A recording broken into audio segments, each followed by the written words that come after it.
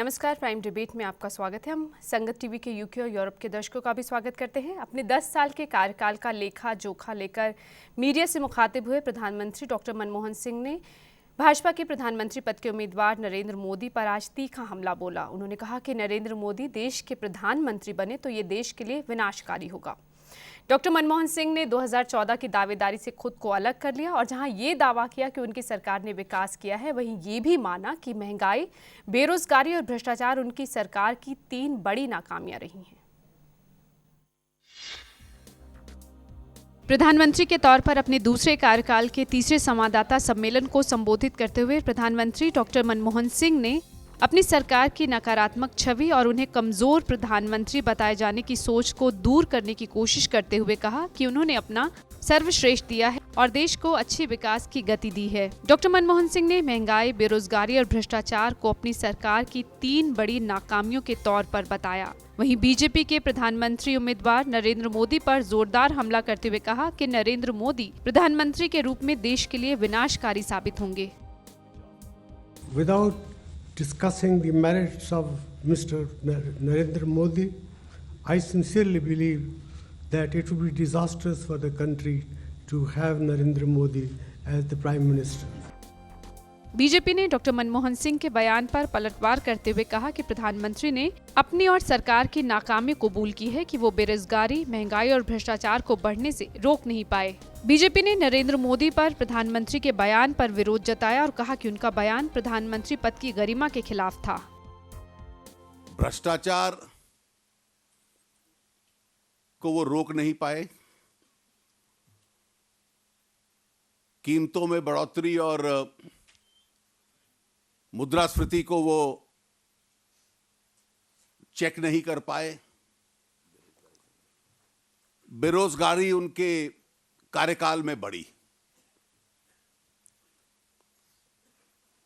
अब ये तीनों मापदंड ले लिए जाएं किसी भी शासन के कि जिसमें बेरोजगारी भी है, बढ़ती हुई कीमतें भी हैं और भ्रष्टाचार भी है,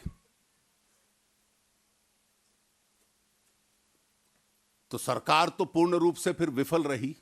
A monitored process and monitored by the highest court has vindicated Narendra Modi. The judicial process has vindicated him. The electorate has vindicated him at least thrice, if not more.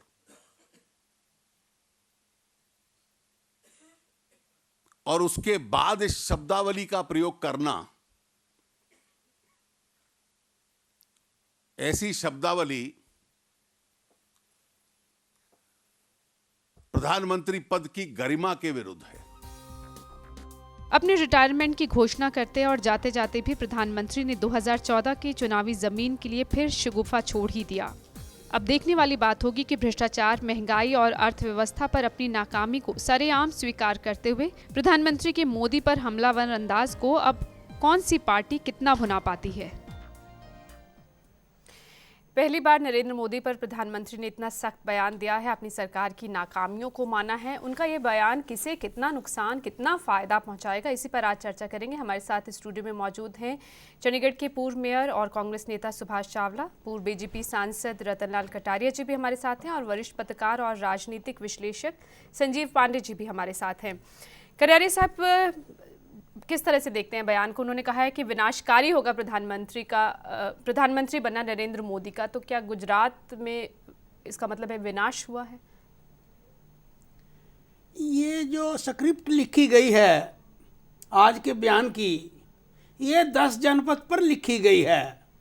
Shrimati Sonia Gandhi ने 10 साल पहले मोदी जी को मौत का सौदागर कहा और जैसे जैसे वो उनको मौत का सौदागर कहती चली गई, उनकी लोकप्रियता गुजरात के अंदर बढ़ती चली गई और उन्होंने हैट्रिक की। यानी कि आप मानते हैं कि आज जो बयान दिया है विनाशकारी होने का, उससे भी नरेंद्र मोदी को फायदा पहुंचेगा? विनाशकारी वाला इसका फैसला तो वोटर करेंगे कि विनाशकारी मनमोहन सिंह जी हैं या आने वाला प्रधानमंत्री नरेंद्र मोदी है जो भारत को परम वैभव की ओर ले जाएगा। और प्रधानमंत्री ने मान लिया आज वाले ने तो कि मैं रोजगार नहीं दे सका, मैं भ्रष्टाचार नहीं मिटा सका, मैंने सिर्फ एक काम किया है कि मैंने चोर दरवाजे से श्रीमती सोनिया गांधी के हाथों देश का जो खजाना अपनी है, उपलब्धियां भी उन्होंने गिनाई उसकी हैं। गाड़ी कमाई को जो है वो एनएसी बनी जिसकी चेयरमैन सोनिया जी हैं, उसके हाथों लुटवाया और भ्रष्टाचार को बढ़ावा दिया। और ये अपना जैसे वो कबूतर आंखें मूंद लेता है ना बिल्ली को देख के, तो ये अपनी आंखें मूंदे रहे 9 साल तक। चावला साहब, कांग्रेस हमेशा कहती रही है कि नरेंद्र मोदी से उनको कोई खतरा नहीं है, फिर इस तरह की बयानबाजी अब क्यों? देखिए, जो डॉक्टर मनमोहन सिंह जी ने आज बयान दिया है, निश्चय वो देश के प्रधानमंत्री हैं, उनका अपना एक विश्लेषण हो सकता है भविष्य के लिए। ये देश 120 करोड़ से ज़्यादा लोगों का देश है और इसमें सब धर्मों, सब जातियों के लोग अलग अलग रहते हैं। और ये सर्वविदित है कि इस देश का प्रधानमंत्री वही सही हो सकता है जो सब धर्मों को साथ लेके चले। नरेंद्र मोदी जी का जो ट्रैक रिकॉर्ड है, शायद जो मैं समझता हूँ प्रधानमंत्री के मन में, कि किस तरह अहमदाबाद के अंदर जो कत्लेआम हुआ और एक बहुत बड़ा तबका जो आज कम से कम 18-20 करोड़ का है, अगर वो आज चिंतित है कि क्या उस सोच का आदमी जिसने उस वक्त राजधर्म नहीं निभाया, हमने नहीं कहा, देश के उस वक्त के प्रधानमंत्री अटल बिहारी वाजपेयी जी ने कहा था कि मोदी जी विफल रहे हैं राजधर्म निभाने में। ये आज प्रधानमंत्री शायद उसी को लेके याद करके आज कह रहे थे कि देश का प्रधानमंत्री वही होगा जिसको सभी धर्मों, जातियों, इलाके के लोग उसको प्रधानमंत्री माने। 20 करोड़ लोग या और जो अल्पसंख्यक हैं दूसरे भी, अगर उनके मन में कोई शंका है कि ये आने वाला जो प्रधानमंत्री है हमें साथ लेके नहीं चलेगा, हमारे हित इनके सुरक्षित नहीं है, तब प्रधानमंत्री जी ने कहा कि देश टूट सकता है। अगर देश को इकट्ठा रखना है, वो प्रधानमंत्री हो, किसी पार्टी से आए, जिसमें सभी जातियों, धर्मों का विश्वास हो। आपको लगता है कि वो अपना सिर्फ कांग्रेस और यूपीए का बचाव नहीं कर रहे हैं, देश का बचाव कर रहे थे? मैं समझता हूं प्रधानमंत्री जी को तो आज सभी बुद्धिजीवी वर्ग ने एक शाबाश देनी चाहिए कि उन्होंने एक अच्छे कदम की ओर इशारा किया है। ठीक, संजीव जी किस तरह से देखते हैं आज जो भी प्रधानमंत्री का बयान अलग अलग मुद्दों पर आया, खास पहले तो नरेंद्र मोदी पर जो उन्होंने कहा है कि घातक होगा देश के लिए? देखिए, सिर्फ बयान पे, कोरी बयानबाजी पे बात करना उचित नहीं होगा। देखिए, प्रधानमंत्री जी ने एक बात कही है कि मेरिट में जाए बिना मैं बोलता हूँ कि वो देश को बर्बाद कर सकते हैं या देश बर्बादी के कगार पे जाएगा। लेकिन देखिए, बात ये है ना कि जो गुजरात के दंगे हुए हैं और 12 साल बाद भी अगर वो मसला बनाया जा रहा है, लेकिन जो पूरे जो अंदर से जो एक खेल चला जा रहा है उसको समझिए।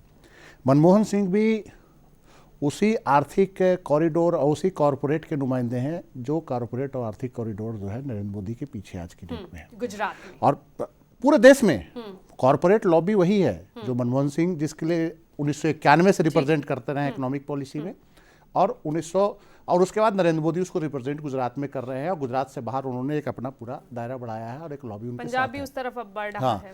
बात यह है ना कि देखिए, मनमोहन सिंह के बयान के 2-3 राजनीतिक मायने हैं।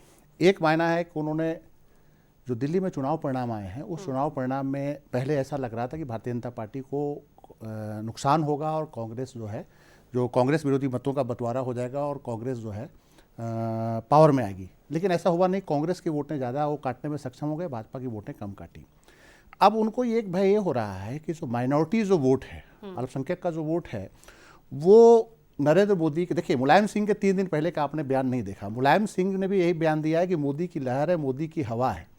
वो मोदी के पक्ष में दिया हुआ एक राजनीतिक बयान नहीं है, वो उत्तर प्रदेश के मुसलमानों को एक इंडिकेशन है कि देखिए मोदी मजबूत हो रहे हैं और अगर आप हमारी तरफ नहीं आएंगे तो हम आपका बचाव नहीं है। अब समस्या यह है कि प्रधानमंत्री एक अंदर की गेम और चल रही है। एक अंदर की गेम ये चल रही है कि आपने 10 दिन पहले देखा होगा कि जो देवबंद के जो महमूद मदनी हैं वो गुजरात में जाते हैं और गुजरात सरकार को उनको बहुत बड़ा प्रोटेक्शन मिलता है, पूरे जेड प्लस में रहते हैं। और महमूद मदनी ने कुछ दिन पहले एक राजनीतिक बयान दिया कि मोदी, उनके बयान, तो मुसलमानों का एक पक्ष जो मोदी के पक्ष में आ रहा है, उसके पीछे भी एक कारपोरेट गेम चल रहा है। जो अहमदाबाद से जो एक कॉरिडोर, आर्थिक कॉरिडोर जो सेंट्रल एशिया की ओर निकलता है और उसमें इस्लामिक मुल्कों का जो इंटरफेरेंस है भारत के आर्थिक जगत में, जो मध्य एशिया का जो शेख और कॉरपोरेट है उनका बहुत बड़ा इंटरेस्ट है।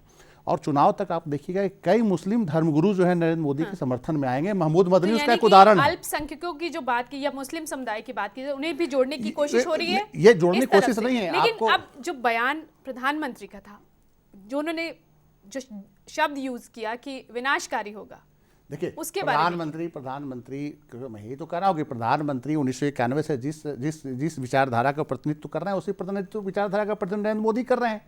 2002 के दंगों से सिर्फ नरेंद्र मोदी को अगर आप लेके चलते हैं तो वो नरेंद्र मोदी सिर्फ 2002 के हिंदू कट्टर फेस को आप मत देखिए। एक जो इकोनॉमिक जो सोच है, कांग्रेस क्या बार बार याद दिलाने की कोशिश कर रही है जनता को याद दिला के जो मुस्लिम पोलराइजेशन जो एक तरफ करना है। देखिए मुस्लिम वोट इस समय बहुत दिग्भ्रमित है।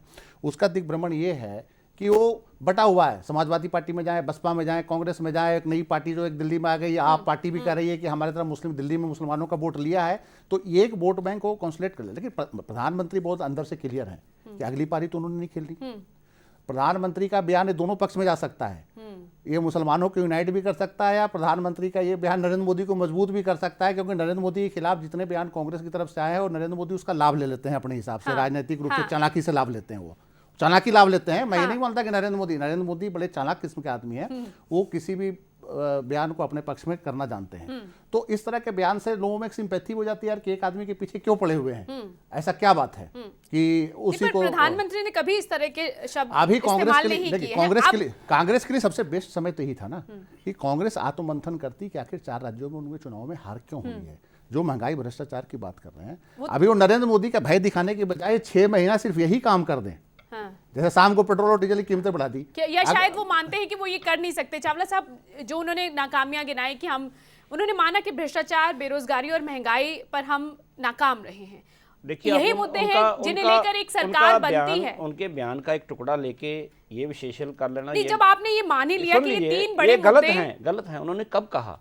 उन्होंने कहा कि बावजूद इस बात के कि ग्लोबल मंदी है, दुनिया का असर भारत में पड़ा है, उसके बावजूद हमारी उपलब्धियां कम नहीं हैं। उपलब्धियां भी गिनाई, पर उन्होंने आगे कहा कि ये 3 मुद्दे ऐसे हैं जिन पे हम कुछ ज्यादा नहीं कर पाए। विफलता और कुछ ज्यादा नहीं कर पाना तो देश को भी दिख रहा है ना कि कितना भ्रष्टाचार हुआ है, महंगाई कितनी बढ़ी है। ऐसा ईमानदार आदमी जिसने अपनी कमियों को भी स्वीकारा है। उनकी ईमानदारी से एक आम जनता जो है महंगाई से त्रस्त है, भ्रष्टाचार से त्रस्त है, वो आपके साथ आएगी। मैं जो हिंदुस्तान की जनता है, आम जनता, क्योंकि अब भारतीय जनता किसी भी मुद्दे का समाधान चाहती है, वो सिर्फ आपकी ईमानदारी और आपकी बात में स्पष्टता की उम्मीद नहीं करती। अब ये भारतवर्ष पर्दों के अंदर नहीं रहता, इकोनॉमी खुली है। भारतवासी भी जानते हैं कि अंतर्राष्ट्रीय स्थितियां क्या हैं, कौन कौन सी चीज़ों पे हमें दुनिया पे निर्भर करना पड़ता है, कौन कौन से हमें। अगर अंतर्राष्ट्रीय स्थितियां इतनी ज़्यादा खराब हैं और उसमें भी भारत इस तरह का रास्ता लेके निकल गया, अपने आप को बचा गया, तो ये प्रधानमंत्री को श्रेय जाता है। आप पड़ोसी देशों का हाल देखिए क्या हो रहा है। आपको लगता है कि अभी भी अर्थव्यवस्था पर जो उन्होंने कहा दुरुस्त है? आर्थिक मंदी वैश्विक तौर पर। बिल्कुल सही बात। चावला साहब, अरविंद केजरीवाल ने आज जो भी बयानबाजी हुई उसके बाद ये कहा कि सभी आप नरेंद्र मोदी प्रधानमंत्री बनेंगे या राहुल गांधी बनेंगे या मनमोहन सिंह बनेंगे, कौन बने क्या फर्क पड़ता है। मुद्दा तो ये है कि जो आम जनता है वो पिस रही है, उसकी समस्याओं का समाधान होना चाहिए। जो भ्रष्टाचार, बेरोजगारी और महंगाई जो खुद प्रधानमंत्री मान रहे हैं कि समस्याएं हैं, उनका हल कैसे निकलेगा, उस पर क्यों नहीं बात होती है। उन्होंने तो बात शुरू की थी आज। उन्होंने तो माना कि हम उन्होंने कामयाब नहीं रहे, लेकिन फिर कामयाबी कैसे? अगर आप दावा करते हैं 2014 के लिए, तो फिर क्या रणनीति है? आप नाकामी शब्द कह रहे हैं। उन्होंने ईमानदारी से इस बात को माना है कि जितना हम चाहते थे उतना नहीं कर पाए, बावजूद परिस्थितियां हमारे अंतर्राष्ट्रीय और राष्ट्रीय परिस्थितियां हमारे विरुद्ध थी। और दूसरी तरफ जिस तरह के हमले पिछले कम से कम 1 साल में प्रधानमंत्री पे किए जा रहे हैं, आज छोटी सी बात तो इनको बहुत चुभ रही है। प्रधानमंत्री हैं वो, क्योंकि उनके बयान मायने रखता है। उन पे प्रधानमंत्री हैं, जो उन पे बयानबाजी 1 साल से नरेंद्र मोदी जी, उनके छोटे मोटे और छोटे भैये नेता जिस ढंग के उनको शब्दों के साथ नवाज रहे थे, ये हमारे लिए शर्म की बात नहीं थी। कभी मौनी बाबा कह देना, कभी चुप रहना, कभी कमजोर प्रधानमंत्री कह देना। आज उन्होंने थोड़ा सा बोले हैं, ताकत दिखाई है अपनी बोल के कि क्या अगर आप मुझे बोलने से ही ताकतवर समझते हो तो लो मैं बोल देता हूं। देश का प्रधानमंत्री बड़बड़ाता अच्छा रहेगा, जिस तरह नरेंद्र मोदी जी बोल रहे हैं आजकल, किस भाषा का इस्तेमाल कर रहे हैं वो। एक उनकी प्रेजेंस में एक पंजाब के सांसद ने उनको बंदर तक कह दिया, 3 बंदर बापू के 3 बंदर। कटारिया साहब, शर्म की बात नहीं है ये। शब्दावली को लेकर बात हो रही ये है। ये इनके लिए कोई शर्म की बात शब्दावली नहीं को थी। लेकर उस बीजेपी वक्त पलटवार नरेंद्र कर मोदी रही जी है। साथ बैठे थे दिल्ली में, जब नवजोत सिंह सिद्धू बोले जी। प्रधानमंत्री जी ताड़ियां मार रहे, उनके नॉमिनेट जो उनके कैंडिडेट हैं प्रधानमंत्री पद के, वो तालियां बजा रहे थे। इससे बड़ी कोई शर्म की बात इस देश के लिए हो सकती है कि देश के प्रधानमंत्री को ये तो एक सांसद बंदर कहे? यानी कि ये शब्दावली है कि आप ये बोल रहे हैं तो हम ये पलट नहीं, ऐसा नहीं है। प्रधानमंत्री ने बड़ा एक इशारा किया देश के लिए कि कृपा करके आने वाले समय में वो प्रधानमंत्री चुनिए जो सभी जातियों, धर्मों, सभी इलाके के लोगों को साथ लेके चल सके, वरना देश में विनाश हो जाएगा। कटारिया साहब, मेरा वही सवाल है आपसे कि क्यों नहीं महंगाई, बेरोजगारी और भ्रष्टाचार जो आम आदमी के मुद्दे हैं उनको लेकर बात होती है? मैं ये मानता हूं कि आज जो प्रधानमंत्री जी ने कहा, उनसे गरिमा पूर्वक व्यवहार की अपेक्षा की जाती है। आप जरा नवजोत सिद्धू की बात भी क्योंकि- करिए ना। करूंगा। आप बाकी नेताओं की देखिए, बात भी करिए। आप बोले, मैंने तो नहीं कुछ कहा। मैं ये कहना चाहता हूं कि प्रधानमंत्री जी ने मोदी जी पर हमला बोलते हुए उनके समय में जो असम जला उसका जिक्र नहीं किया। उनके समय में और उनके दोस्त जो आज यूपी के अंदर मुख्यमंत्री हैं अखिलेश जी, सारा मुजफ्फरनगर जला, उसकी उन्होंने बात नहीं की। इनको रात को सपने में भी मोदी जी जो है वो दिखाई दे रहे हैं। डिजास्टर तो मनमोहन सिंह जी हैं देश के लिए। मैं बताना चाहता हूं आपको कि इस टर्म में यूपीए 2 में 7 लाख करोड़ रुपए के 215 प्रोजेक्ट अटके पड़े हैं और प्रधानमंत्री जी ने कभी इनिशिएटिव नहीं लिया कि इन प्रोजेक्टों को मैं जो है हरी झंडी दिलवाऊं। जो नौकरशाही है, जो ब्यूरोक्रेसी है, वो भ्रष्टाचार के डर से आज किसी भी फाइल को हाथ लगाना नहीं चाहती। ये अपनी असफलताओं को छिपाने के लिए इंटरनेशनल मंदी का कभी बात करते हैं, एग्रीकल्चर की स्थिति हमारी गिर गई, रुपया हमारा गिर गया, आर्थिक मंदी हमारे देश में आ गई। प्रधानमंत्री जी ने 3 बातें खुद मान ली कि देश के अंदर बेरोजगारी है। तो इन सब समस्याओं का जो समाधान है ये 2014 में है। मैं एक बात कहना चाहता हूं कि 2013 का जो वर्ष था, जो गुजरा है, it was the year of question. इसमें केवल मात्र सवाल उठे कि गरीबी है, महंगाई है, भ्रष्टाचार है, लेकिन आंसर 2014 में मिलेगा और वो आंसर देगा भारत माता का लाल नरेंद्र मोदी। प्रधानमंत्री बनकर जब हम गरीबी दूर करेंगे, रुपए को शक्तिशाली बनाएंगे, आर्थिक मंदी को पटरी पर लाएंगे। और मैं नहीं कह रहा, सारी दुनिया कह रही है कि मोदी जी अगर आ गए तो भारत का नहीं, सारी दुनिया का भला हो जाएगा। क्या वजह रही आर्थिक मंदी की, क्या वजह रही? आपको लगता है कि बीजेपी अगर सत्ता में आती है तो उनसे पार पा जाएगी? जादू की छड़ी है बीजेपी के पास। मैं ये कहना चाहता हूं कि जब अटल जी ने 98 में सत्ता ली तो उस समय जीडीपी 4.9% थी और जब यूपी के वक्त भी पहुंची। अब कितनी है? अब कितनी है? अब 5 से नीचे है, 4.5 से ऊपर ही है, कम नहीं मेरी है। बात तो सुन लीजिए जी। हमें मिली थी 4.9 के लगभग।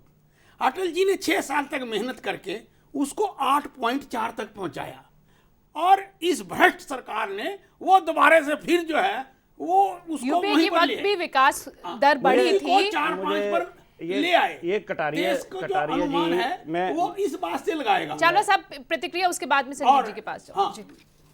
देखिए, ये अटल बिहारी वाजपेयी जी को टाइम को बहुत बढ़िया मानते हैं। शाइनिंग इंडिया का नारा इन्होंने दिया था और उसके बाद हशर क्या हुआ?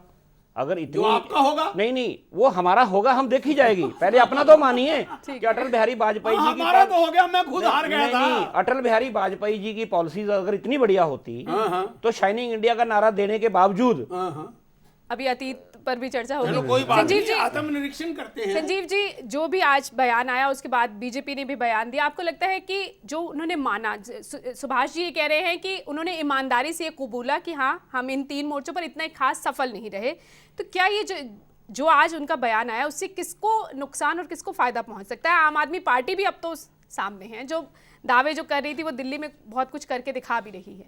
देखिए, सबसे बड़ी बात यह है ना कि भाजपा और कांग्रेस पार्टी के बीच जो ये सारा जो विवाद है, तो उसमें एक चीज़ ये मानना पड़ेगा कि दोनों पार्टियों के कुछ मुद्दों को लेकर अगर आप ख़त्म कर दें तो मूल चरित्र में बहुत ज़्यादा फर्क है नहीं। और अगर आप जैसे भ्रष्टाचार की बात हो रही है, मनमोहन सिंह कह रहे कि हम नाकाम हैं। अब ये बताइए कि जो भारतीय जनता पार्टी और जो कांग्रेस जन लोकपाल बिल या लोकपाल बिल जो अभी पास किया, वो जब उस समय मूवमेंट चल रहा था उस समय आप पास कर देते। आपने आम आदमी पार्टी को मौका क्यों दिया? मतलब कि आप जो हर काम वो करेंगे तब करेंगे जब जनता आपके गर्दन पे हाथ डाल दे, गर्दन पे हाथ डाल दे। आप परसों देखिए, आज अरविंद केजरीवाल के बारे में लोग बता रहे हैं कि वो गाड़ी वाड़ी वो भी ले गए, बड़े मकान ले गए, लेकिन परसों थोड़ा सा मैंने ये देखा था कि भारतीय जनता पार्टी और कांग्रेस अभी भी जनता के मिजाज को समझने के मूड में नहीं है। परसों जब विधानसभा का शपथ ग्रहण था तो भारतीय जनता पार्टी और कांग्रेस के जितने तमाम विधायक थे वो महंगी गाड़ियों पे आए, SUV पे आए। हमें परवाह नहीं कि आप आम आदमी पार्टी क्या कर रही है और क्या अब उदाहरण प्रधानमंत्री जी कह तो रहे हैं कि महंगाई पे हम कंट्रोल करने की बात है या कुछ अंतर्राष्ट्रीय स्थितियां ऐसी थी। एक बात बताइए कि दुनिया के तमाम मुल्कों का आप एक तरफ GDP का हवाला तो दे देते हैं, दुनिया के तमाम मुल्कों का महंगाई दर का आप निरीक्षण कीजिए और उससे बताइए कि भारत में क्या स्थिति रही है। भाई आपका डॉलर और पाकिस्तान का डॉलर पैसा और आपका रुपया बराबर प्रतिशत उसी हिसाब से गिर रहा है, जैसे आपका रुपया गिर रहा है वैसे उनका गिर रहा है। तीसरी सबसे और आप अपनी इकोनॉमी को कहते हैं कि पाकिस्तान से बहुत बेहतर इकोनॉमी है हमारी। तब तीसरी बात ये है कि GDP की जब बात होती है, जैसे भाजपा और कांग्रेस जो दावे करती है कि हम 8% कर दिए, 7% कर दिए, हम कहते हैं कि अगर 8% भी कर दिए, 12% भी कर दिए, लेकिन कंट्री में ये पोजीशन तो है 60 साल बाद कि आप कह रहे हो कि हम फ्री में खाना देंगे क्योंकि लोगों को खाने के लिए रोटी नहीं है। तो फिर इस GDP का मतलब क्या हुआ? इस GDP का मतलब अगर देश के 100-150 कारपोरेट घराने का है GDP का ग्रोथ आप देख रहे हो, आप आम आदमी के जीवन में क्या ग्रोथ आया उसको नहीं देख रहे हैं। हाँ। तो ये देखिए प्रधानमंत्री जी का जो सबसे बड़ा जो कांग्रेस की जो मेजर भूल रही है, ये कांग्रेस के संगठन को मैं 1922 तो लग रहा है कि बीजेपी एक वादा कर रही है कि हालात सुधरेंगे, बीजेपी कैसे सुधार सकती है? हाँ। मुझे तो ये समझ में नहीं आ रहा है कि भारतीय जनता पार्टी, आप एक चीज बताइए, भारतीय जनता पार्टी कैसे सुधार लेगी, क्या कर लेगी? भारतीय जनता पार्टी क्या वो सारी शक्तियों के कंट्रोल से बाहर होगी जिन्होंने कांग्रेस को कंट्रोल कर रखा है पीछे से? वो ताकतें तो वही घूमती होती हैं सत्ता के गलियारों में, जो आर्थिक नीतियां वही बनवाती हैं। कोई बहुत बड़ी क्रांति नहीं आ जाएगी कि भारतीय जनता पार्टी सत्ता में आ जाएगी तो क्रांति आ जाएगी, ऐसा कुछ नहीं होने जा रहा है। आम आदमी पार्टी दिल्ली में सरकार बनाकर कोई एक अब आम आदमी पार्टी का जो फिनोमेना अलग करके दिखाएंगे, आम आदमी पार्टी का फिनोमेना भी 6 महीने में पता चल जाएगा। अभी तो वो भी वही राजनीति करने लगे हैं, सब्सिडी की पॉलिटिक्स। जैसा ही कल उन्होंने सवाल उठाया कि सब्सिडी दे रहे हैं बिजली को लेकर, और वो जो ड्रामा उन्होंने शुरू किया था कि हमको गाड़ी छोड़ देंगे, लेकिन आज बोल रहे हैं कि सारे मंत्रियों ने इनोवा भी ले लिया। अरविंद केजरीवाल कहते थे कि हम 2 कमरे फ्लैट में रहेंगे, लेकिन फिर उन्होंने बड़े मकान ले लिए। तो ये जो सारा जो है ना, देखिए जो राजनीतिक चरित्र पे जो सबसे बड़ा सवाल ये है कि जनता बहुत उम्मीद से करती है। अरविंद केजरीवाल को उम्मीद से वोट दे दिया, इसी उम्मीद से जेपी मूवमेंट में लोगों ने वोट दिया था, इसी उम्मीद से बीपी सिंह के साथ भी लोग गए थे, लेकिन बाद में क्या हुआ? रिजल्ट वही ढाक कर 3 पात आया। तो ये जो समस्या है कि देखिए राजनीतिक दल, मैं इस बात से बहुत सम्मत हूं कि अरविंद केजरीवाल के मूवमेंट का सबसे बड़ा फायदा कांग्रेस और भाजपा के उन लोगों को हुआ है जो पार्टी में ईमानदारी से काम कर रहे हैं, मजबूत हैं, और जिनको दलाल संस्कृति ने किनारे किया है। उसका फायदा चावला साहब को भी हो सकता है, उसका फायदा रतनलाल कटारिया जो कि हुआ है।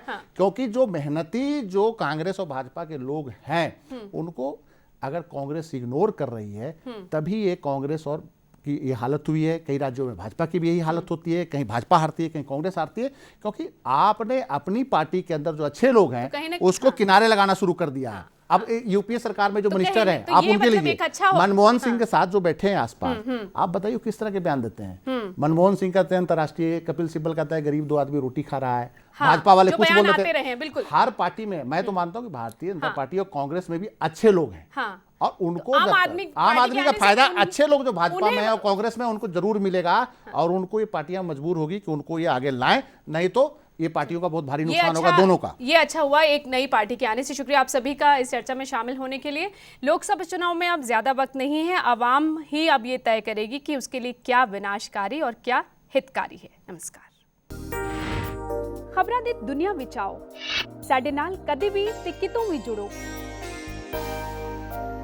आपां मिलांगे फेसबुक ते, असीं दिखांगे यूट्यूब ते, सानू फॉलो करो ट्विटर ते। खबरां नाल जुड़े रहो दिन रात।